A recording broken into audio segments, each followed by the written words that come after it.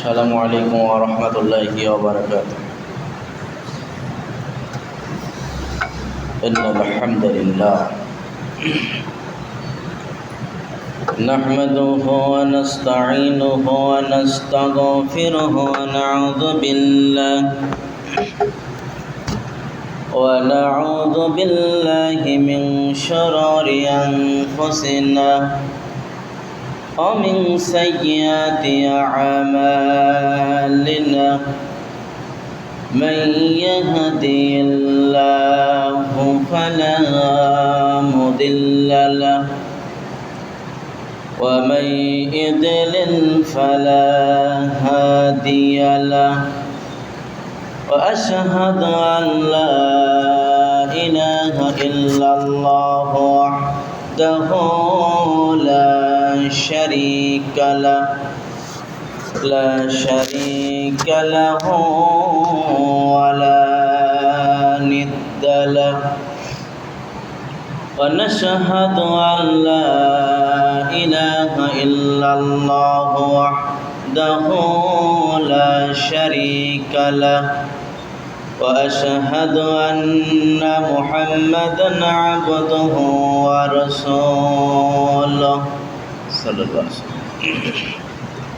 ونشهد أن سيدنا وسندنا وشفيعنا وحبيبنا وطبيبنا ومولانا محمد الذي أرسله بالحق بشيرا ونذيرا وداعيا إلى الله بإذنه وسراجا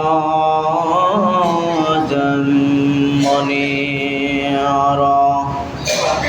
أما بعد فقد قال الله تعالى وتبارك في كلامه المجيد والفرقان الحميد.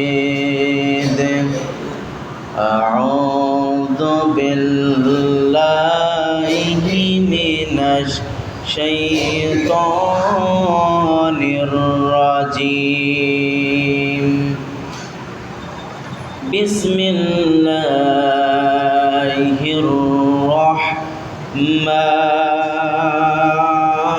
الرحمن الرحيم.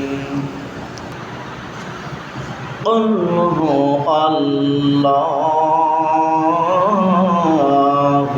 أحد الله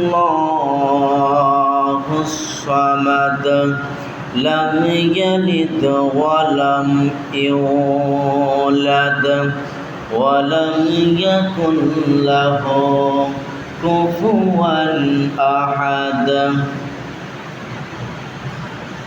সকল প্রশংসা সকল গুণগান সকল গুণকীর্তন সেই মহিয়ান গরিয়ান সর্বশক্তিমান মহান আল্লাহ সুবহানাহু ওয়া তাআলার দরবারে, যে মহান আল্লাহ সুবহানাহু ওয়া তাআলার দয়ায় রহমতে দীর্ঘ একটি সপ্তাহ পর আল্লাহ পাক আমাদের কিছু গুনাহগার বান্দা এবং বান্দীদের জুম্মা মসজিদে হাজির হওয়ার তৌফিক দান করেছেন। সে আল্লাহ পাকের দরবারে শুকরিয়া জানাই আলহামদুলিল্লাহ।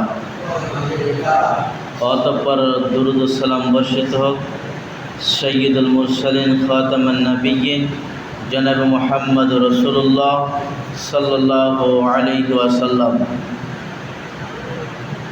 সম্মানিত জুম্মা মসজিদের মুসল্লি ইকরাম, আজকের জুম্মার সংক্ষিপ্ত খুতবার বিষয় তাওহীদ। আমি আপনাদের সম্মুখে সূরা ইখলাস তেলাওয়াত করেছি। এই সূরা ইখলাসের সংক্ষিপ্ত আকারে তাফসীর পেশ করার চেষ্টা করব। অবশ্যই সূরা ইখলাসের তাফসীর আপনাদের জন্য খুব উপকারী হবে বলে আশাবাদী।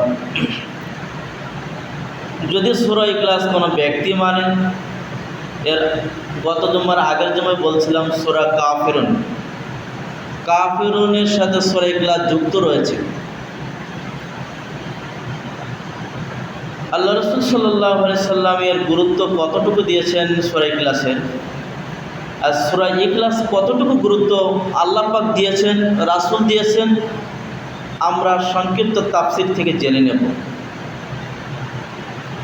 আমরা প্রথমে জেনে নেব অন্তর সূরার শানে নজরুল।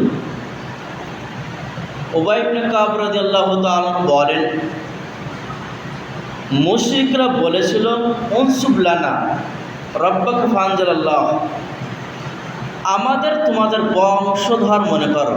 কার? রবের বংশধর মনে করো। কারা বলেছিল? মুশরিকরা বলেছিল।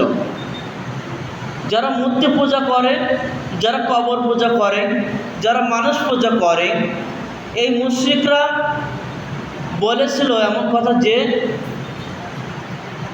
তার এ কথা বলেছিল যে তোমাদের রবের বংশধর মনে করো, তোমাদের রবের আমরা বংশধর গোষ্ঠী।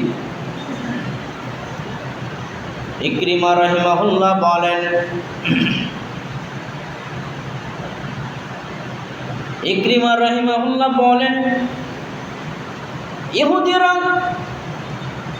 তারা ইবাদত করত, তারা পূজা করত, মানুষ পূজা করত আল্লাহর বেটা উজায়েরকে। ইহুদিরা যখন ইবাদত করা শুরু করলো আল্লাহর বেটা উজায়েরকে, ঠিক তখনই নাসারারা ইবাদত শুরু করতে লাগলো, মানুষের ইবাদত করতে শুরু করলো মারিয়ামের পুত্র ঈসাকে, মারিয়ামের পুত্র ঈসাকে। ঠিক তখনই মূর্তি পূজক যারা মুশরিকরা, এরা তখন ইবাদত করতে লাগলো, অর্থাৎ মূর্তি পূজা করতে লাগলো তাদের দেবদেবীর। আল্লাহ রাব্বুল আলামিন তখন সূরা ইখলাস নাজিল করলেন।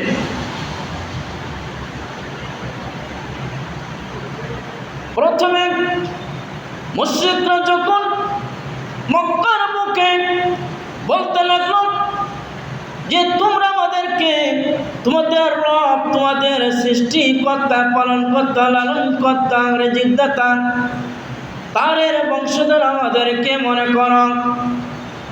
ঠিক তখনই ইহুদিরা বলতে লাগলো তোমরা উজায়েরকে ইবাদত করো। ইহুদিরা ঠিকই তখন আল্লাহর বেটা মনে করলো উজায়েরকে,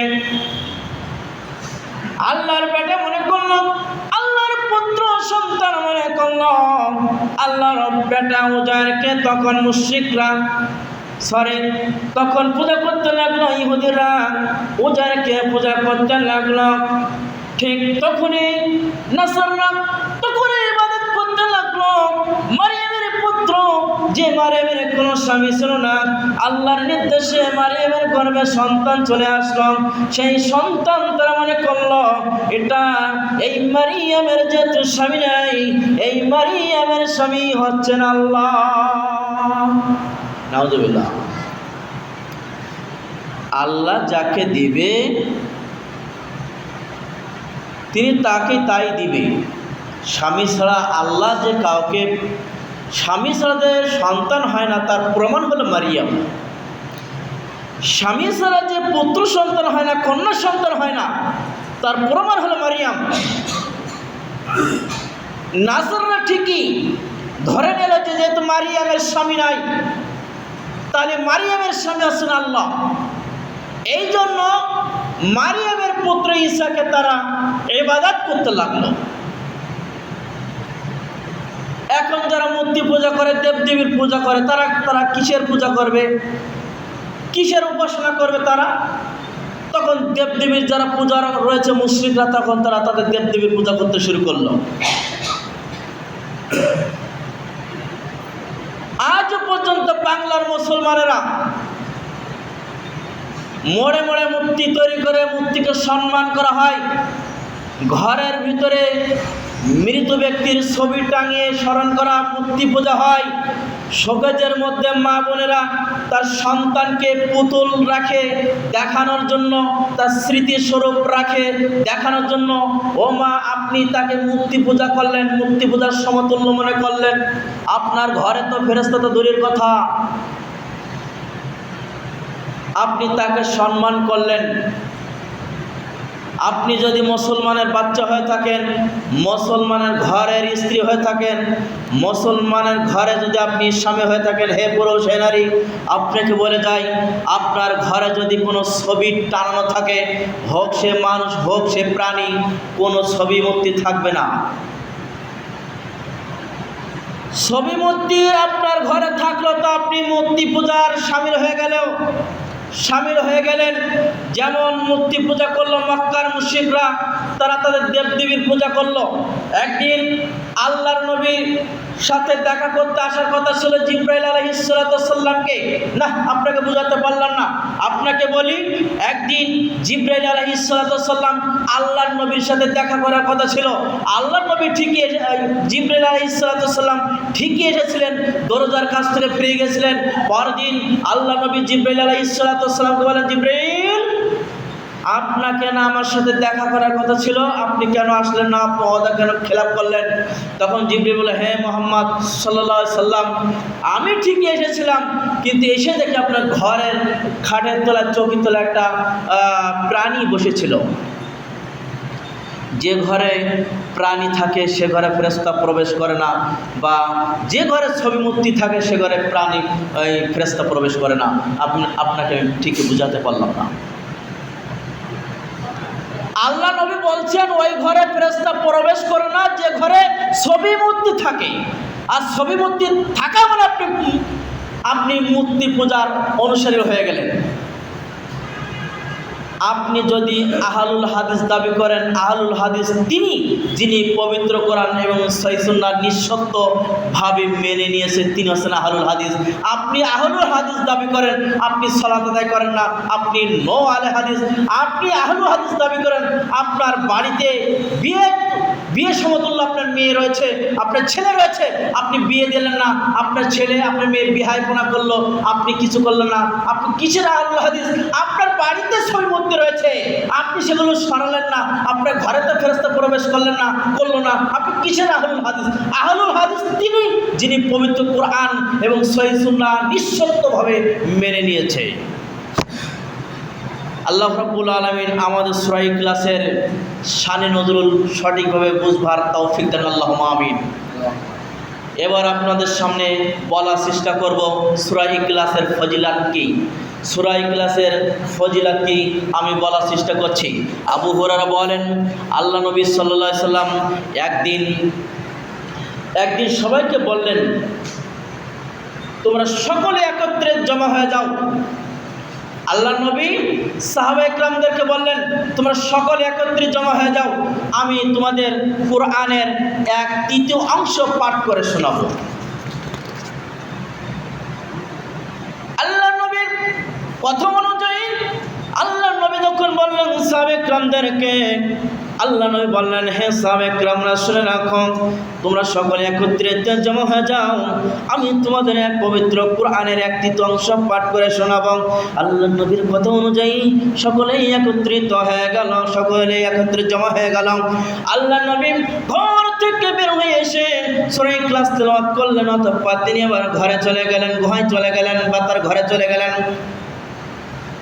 তখন সাহাবা ইকরামরা বলতে শুরু করলো, ইন্নী আরা হাযা খাবরান জাআহু মিনাস সামা। তখন সাহাবা ইকরামরা বলতে শুরু করলো, এটা এমন খবর যা আসমান থেকে এসেছে, এটা যেমন তেমন খবর নয়। অতঃপর আল্লাহর নবী ঘর থেকে বের হয়ে এসে বললেন, আমি তোমাদেরকে বলেছিলাম না আমি তোমাদের কোরআনের 1/3 অংশ পাঠ করে শোনাবো।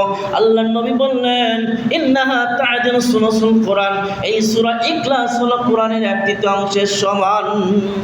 সুবহানাল্লাহ। সূরা ইখলাস তেলাওয়াত করলে কোরআন শরীফ 3 ভাগের 1 ভাগ পড়লে যে নেকি পাওয়া যায়, সূরা ইখলাস একবার তেলাওয়াত করলে 3 ভাগের কোরআন তেলাওয়াত করলে 3 ভাগের 1 ভাগ সমান পাওয়া যায়। সুবহানাল্লাহ। বোঝাতে পারলাম না? 30 পারা না কোরআন শরীফ? আপনি যদি একবার সূরা তেলাওয়াত করেন, সূরা ইখলাস সুন্দরভাবে সহিভাবে যদি তেলাওয়াত করেন, একবার তেলাওয়াত করলেন তো 10 পারা কোরআন তেলাওয়াত করলে যে নেকি পাওয়া যায়, সূরা ইখলাস একবার তেলাওয়াত করলে সেই নেকি পাওয়া যায়। সুবহানাল্লাহ।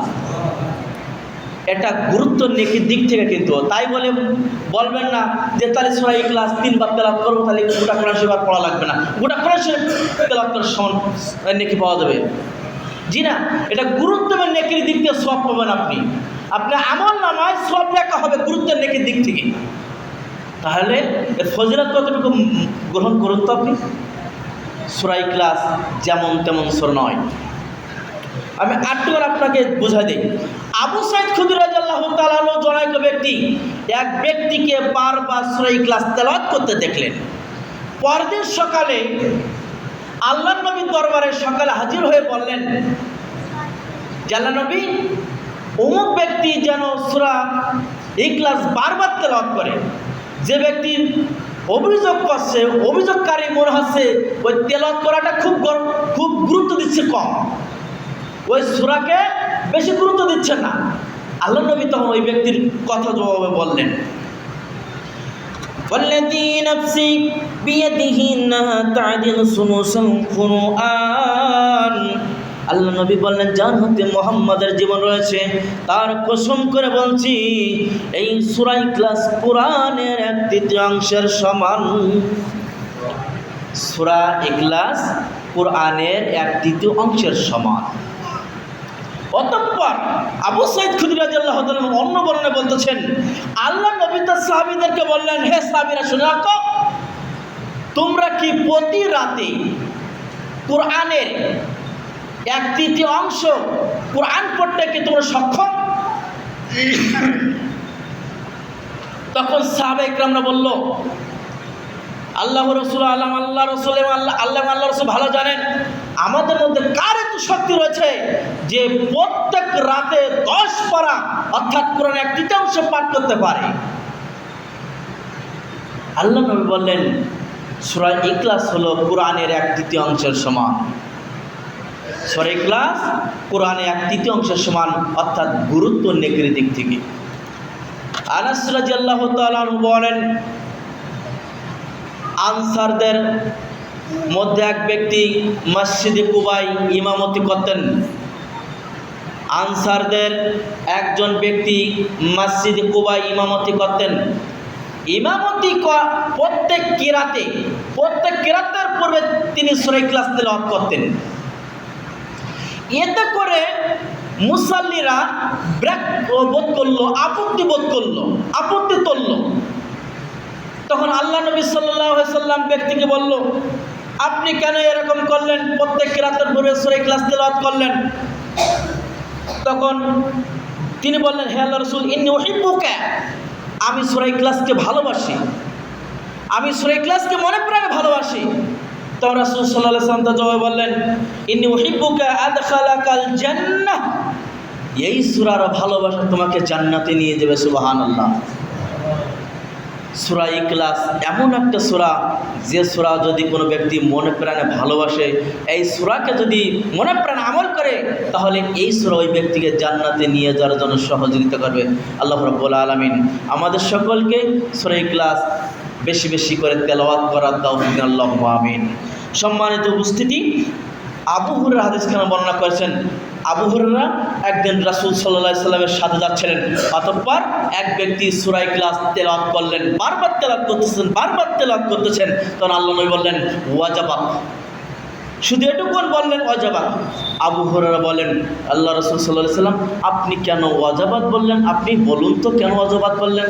তখন আল্লাহ নবী বললেন, ওই ব্যক্তির জন্য জান্নাত ওয়াজিব হয়ে গেল। সুবহানাল্লাহ।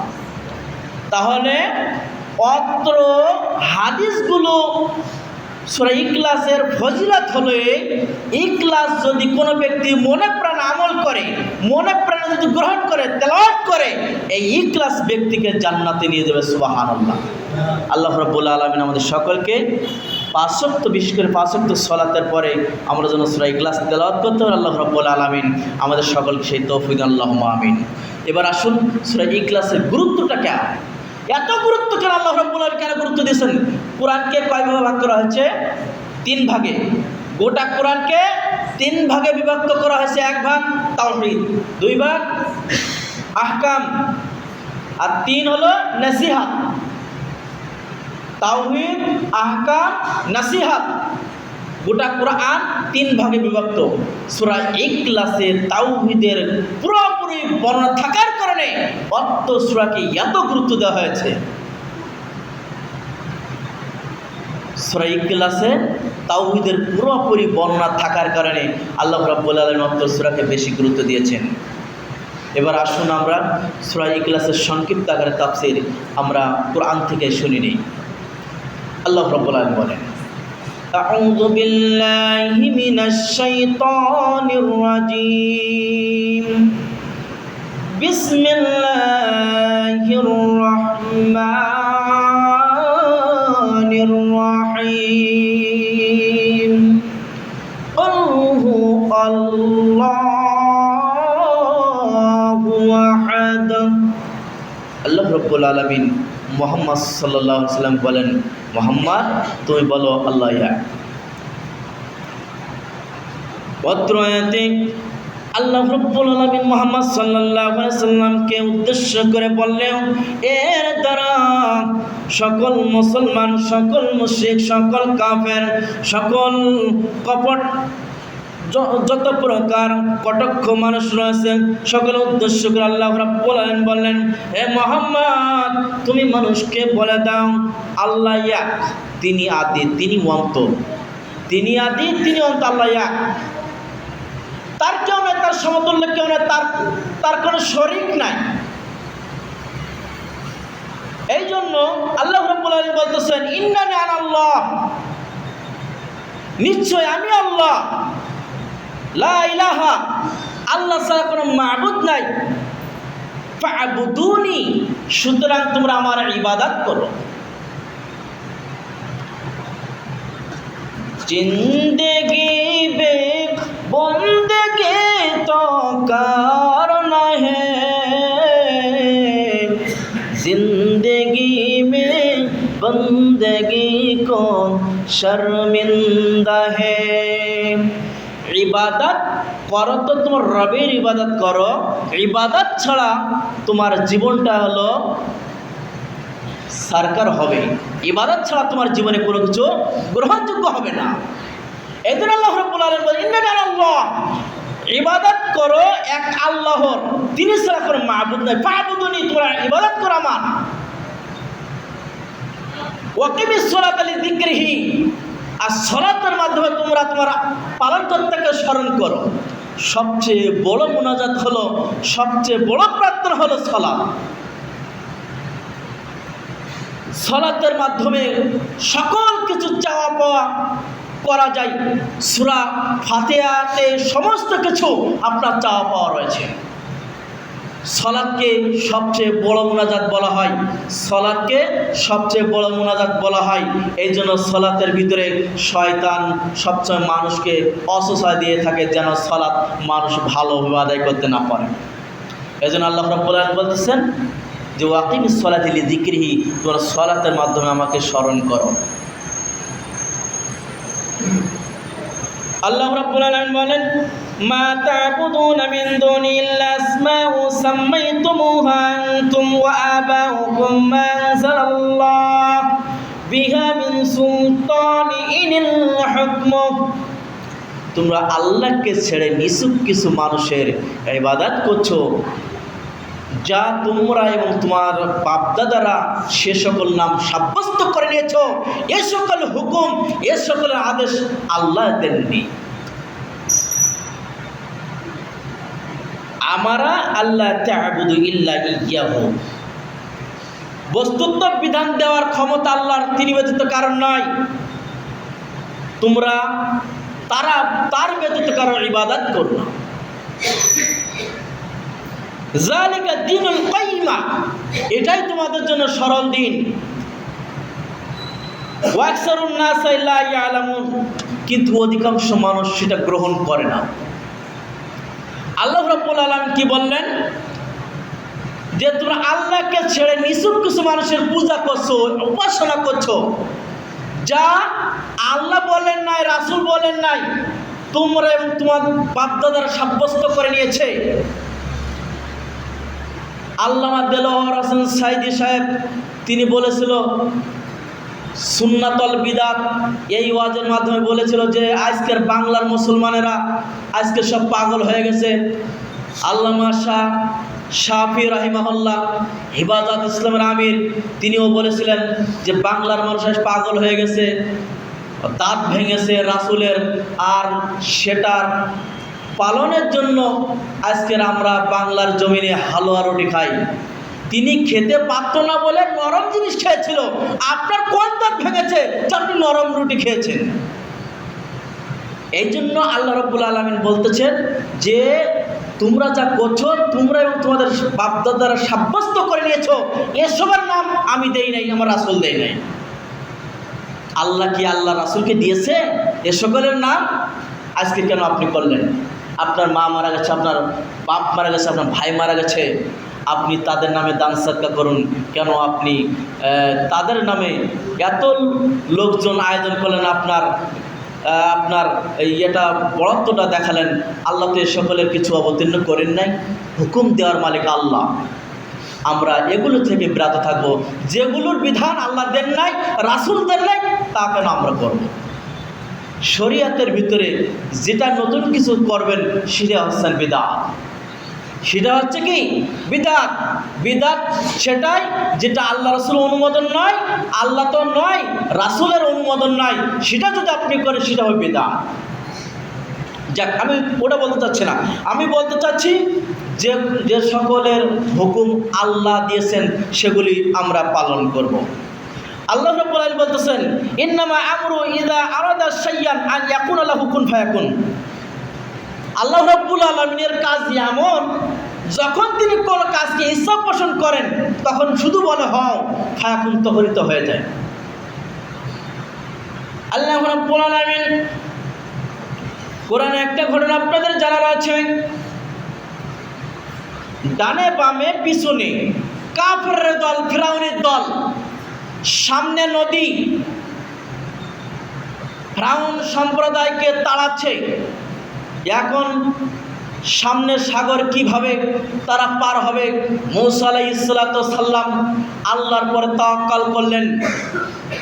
আমি বোঝাতে চাচ্ছি, আল্লাহ রাব্বুল আলামিন সাগরকে বললেন, সাগর তুমি ফাঁক হয়ে যাও, রাস্তা বের করে দাও মূসা আলাইহিস সালামের জন্য। সাগর আল্লাহর নির্দেশ মাত্র ফায়াকুন, তখন সাগর পথ হয়ে বের হয়ে গেল। সাগরের মাঝ দিয়ে একটা পথ বের হয়ে গেল, ওই পথ দিয়ে মূসা আলাইহিস সালাম তার সঙ্গে সাথে পার হয়ে গেল। পরবর্তীতে সাগরে ফিরাউন তার সম্প্রদায় ডুবে মরল। ঘটনাটা আপনারা জানেন। আমি বলতে চাচ্ছি হলো এটাই, আল্লাহর ক্ষমতা এমন, যখন কোনো কিছুকে ইচ্ছা পোষণ করেন শুধু বলেন হও, তখনই হয়ে যায়। আল্লাহ রাব্বুল আলামিন সূরা ইখলাসের 2 নম্বর আয়াতে আল্লাহ রাব্বুল আলামিন বলেন আল্লাহুস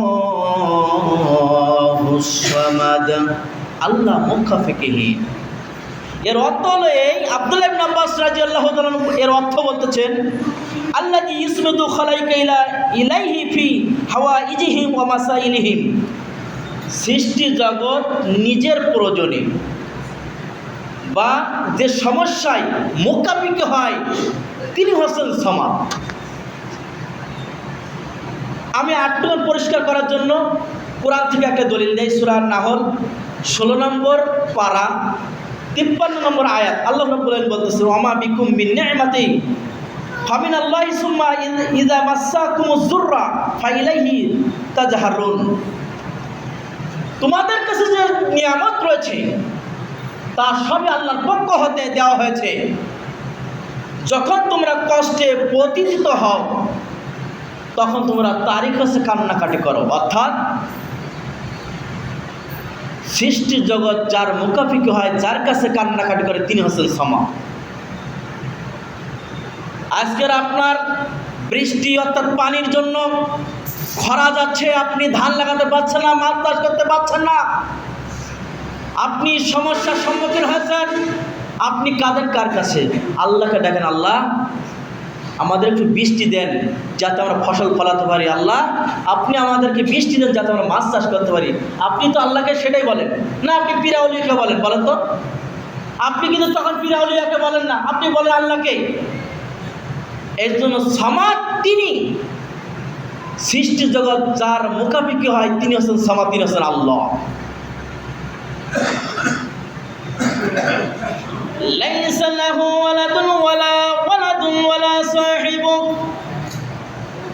তার কোনো সন্তান নাই, তার কোনো পুত্র সন্তান নাই, তার কোনো স্ত্রী নাই, তাকে কেউ জন্ম দেয় নাই, তিনি কারো জন্ম দেন নাই, কিভাবে তার পুত্র সন্তান হবে?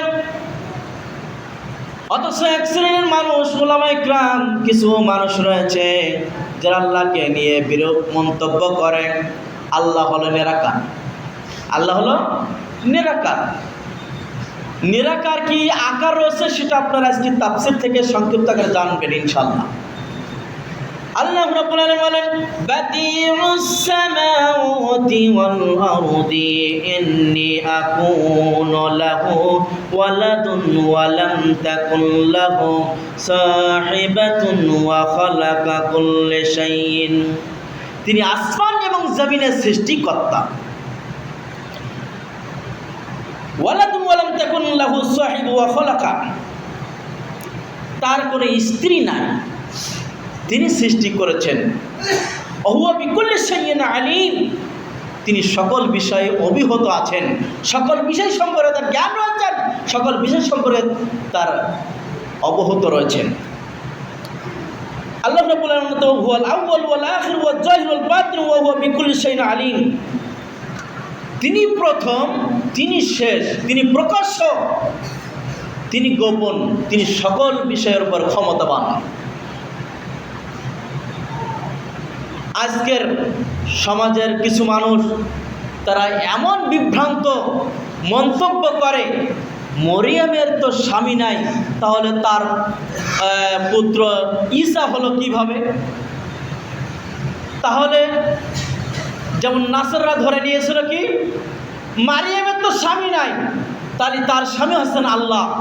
এই জন্য আল্লাহ যদি মারিয়ামের স্বামী হয় তাহলে মারিয়ামের পুত্র সন্তান তো মুসা, এই জন্য ঈসা, এই জন্য নাসাররা আল্লাহর বেটা হিসেবে ঈসাকে পূজা করতে শুরু করলো, অর্থাৎ ইবাদত করতে শুরু করলো। আল্লাহ রাব্বুল আলামিন বলেন, ওয়ালাম ইয়াকুন লাহু কুফুয়ান আহাদ, তার সমতুল্য কেউ নাই। লাইসা কামিসলি শাইউন ওয়া হুয়াস সামিউল বাসীর, তার অনুরূপ কিছু নাই, তিনি শোনেন আর দেখেন। সামিন শ্রবণ করেন, ওয়াল বাসীর দেখেন। তাহলে অত্র এটা প্রমাণ করে শ্রবণ করতে গেলে তো কান লাগে নাকি? তাহলে যে বাংলার বুকে হোক বিশ্বের বুকে হোক কিছু আলেমেরা বলে যে আল্লাহ নিরাকার, তাহলে কান যদি না থাকে তাহলে আল্লাহ শোনেন কিভাবে? ওয়াল বাসীর, যদি চোখ না থাকে তাহলে তিনি দেখেন কিভাবে? কিন্তু তার সমতুল্য কেউ নাই। যেমন ক্যাসেটের একটা আকার রয়েছে, মাইকের একটা আকার রয়েছে, চশমার একটা আকার রয়েছে, তার নিজস্ব একটা আকার রয়েছে, ঠিক তদ্রূপ আল্লাহর একটা আকার রয়েছে যার সমতুল্য বা তার অনুরূপ কিছু নাই। মুহাম্মদ সাল্লাল্লাহু আলাইহি ওয়াসাল্লাম মানুষ, আমরা মানুষ, তার মধ্যে আমার মধ্যে পার্থক্য হলো যে তার কাছে ওহী আসতো, আমাদের কাছে ওহী আসে নাই, এই হলো পার্থক্য। তিনি হচ্ছেন মাটির মানুষ, সেটাও কোরআনের আয়াত, কিন্তু বাংলার এক ধরনের হুজুরিরা বিভ্রান্তমূলক তাফসীর করে সাধারণ মানুষকে ভুল বুঝাচ্ছে। তা আল্লাহ রাব্বুল আলামিন এতে কি বললেন? তার অনুরূপ কিছু নয়, তিনি শ্রবণ করেন এবং দেখেন। এই আয়াত থেকে প্রমাণ করে আল্লাহ নিরাকার নন। আল্লাহ রাব্বুল আলামিন তিনি বললেন জান্নাতে মুমিনগণ আল্লাহকে দেখতে পাবে। উযুহু ইয়াউমাইদিন নাজিরা, সেদিন অনেকের চেহারা উজ্জ্বল হবে। ইলা রাব্বিহা নাদিরা, তার প্রতিপালকের দিকে তাকাতে থাকবে। সেদিন অনেকের চেহারা উজ্জ্বল হবে আর তারা প্রতিপালকের দিকে তাকাতে থাকবে, কিন্তু ওই শ্রেণীর মানুষ তারা ওই দর্শন হতে বঞ্চিত হবে। কারা? কাল্লা ইন্নাহুম আর রাব্বিহিম ইয়াওমাইদিন লামাহজুবুন, কখনই নয়। যারা দুনিয়ার বুকে অবিশ্বাসী ছিল, যারা কাফের ছিল, তারা আল্লাহর এই দেখা হতে বঞ্চিত হবে। আল্লাহ রাব্বুল আলামিন তিনি পবিত্র কোরআনে বলতেছেন ইন্নাকুম সাতারনা রাব্বাকুম ইয়ানা ফানাযারা ইলাল কমার লাইলাতাল বদর ফাকালা ইন্নাকুম সাতারনা রাব্বাকুম কামা তারাউনা হাযাল কমার লা তুদাম্মুনা ফি রুয়াতিহি। আল্লাহ রাব্বুল আলামিন এই পবিত্র কোরআনের আয়াত অনুযায়ী আল্লাহ রাব্বুল আলামিন বলতে চাচ্ছেন, পূর্ণিমার রাতে সূর্য দেখতে তোমাদের কি কোনো, অর্থাৎ সূর্যের দিকে তাকিয়ে বললেন, হে শোনো, তোমাদের পূর্ণিমার রাতে এই সূর্য দেখতে কি কোনো বাধাগ্রস্ত হচ্ছে বা কোনো কিছু বাধা দিচ্ছে? তখন মানুষ তো বলবে যে জি না, আল্লাহ আমাদের সূর্য দেখতে কোনো প্রকার বাধা হচ্ছে না। কিন্তু ওই দিন ঠিকই মুমিনগণ আল্লাহকে সরাসরি চাঁদ যেমন দেখতে সমস্যা হচ্ছে না, ঠিক মুমিনগণ জান্নাতে আল্লাহকে সরাসরি দেখতে পাবে। আল্লাহ যদি না থাকেন, নিরাকার থাকেন, তাহলে মুমিনগণ জান্নাত আল্লাহকে কিভাবে দেখবে? আল্লাহ যদি নিরাকার হন তাহলে আল্লাহর চক্ষু কিভাবে আসলো? আল্লাহ যদি নিরাকার থাকেন তাহলে আল্লাহ কিভাবে কান আসলো? এগুলো আহাম্মকের পরিচয়। এই হুজুরকে কিয়ামতের দিন আগুনের কেচি দ্বারা ঠোঁট কাটা হবে। এই হুজুরকে ৭৩ দলে উম্মত ৭৩ দলে ভাগ হবে, ৭২ দল যাবে জাহান্নামে, ৭২ দলের একদল হুজুর যাবে জাহান্নামে। যে হুজুর অপব্যাখ্যা করছে আয়াতের, যে হুজুর হাদিসের অপব্যাখ্যা করছে, মানুষকে বিভ্রান্তমূলক তাফসীর শোনাচ্ছে, এই হুজুর একদল হুজুর যাবে জাহান্নামে। এই জন্য ইসলাম মানুষের একমাত্র শান্তির ধর্ম। অন্য দিন ধর্ম তালাশ করলে ব্যক্তি ক্ষতিগ্রস্ত হবে। আল্লাহ রাব্বুল আলামিন বলতেছেন ওমাইয়াবতাগি গায়রাল ইসলাম দীনান, ইসলাম ছাড়া অন্য দিন ধর্ম তালাশ করা যাবে না।